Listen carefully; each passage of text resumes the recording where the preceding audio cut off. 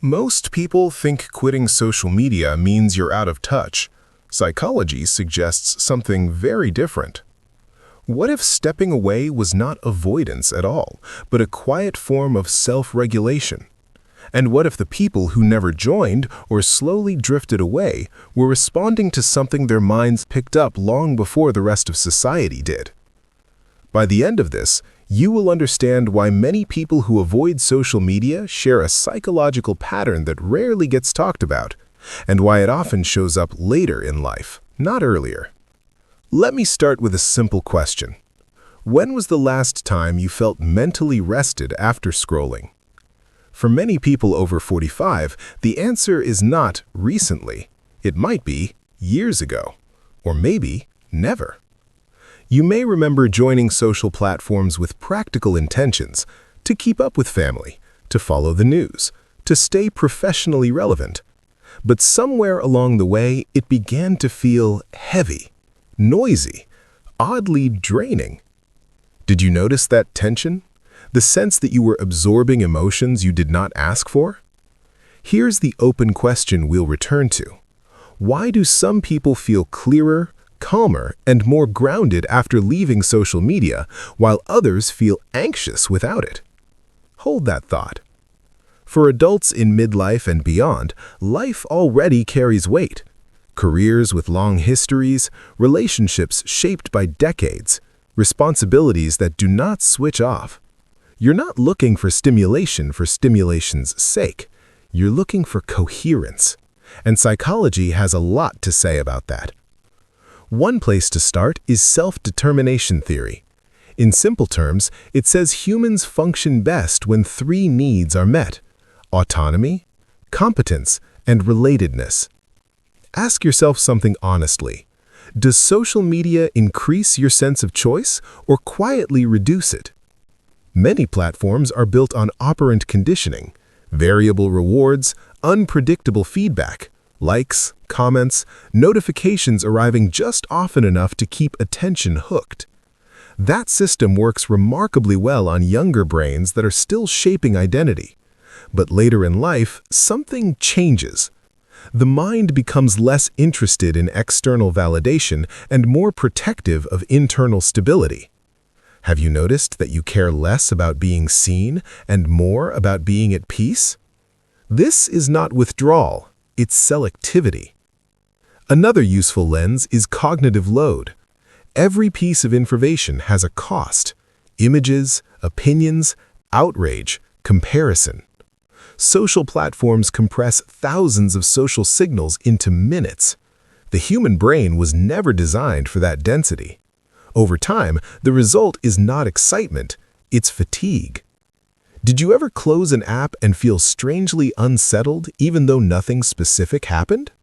That's the cost of constant social evaluation without resolution. Psychology also talks about negativity bias. We naturally register negative information more strongly than neutral or positive information. Social media algorithms quietly amplify this bias. Conflict travels faster than calm. Outrage holds attention longer than nuance. If you're someone who avoids social media, ask yourself this: did you leave because you were weak, or because your mind recognized an environment that rewarded tension? There's an important distinction here. People who step away are often labeled as resistant to change, but research on personality suggests another explanation. In the Big Five framework, lower extroversion and higher conscientiousness are linked to deeper focus and long-term thinking. That doesn't mean antisocial, it often means intentional. You might prefer fewer conversations with more depth, less performance, more presence. Does that sound familiar? Now consider confirmation bias. Online spaces tend to reinforce existing beliefs. People cluster around opinions that feel safe. For some individuals, especially later in life, this feels constricting rather than comforting. You're not trying to be right all the time. You're trying to understand. And understanding requires friction, silence, and time. Here's the subtle reverse psychology moment. If social media truly made everyone wiser, calmer, and more connected, stepping away would feel like a loss. So, if you don't feel that loss, maybe don't rush to fix it. Instead, ask what that absence gives you. More attention for long conversations, more patience for boredom, more space for reflection. This brings us back to the open loop. Why do some people feel better without social media?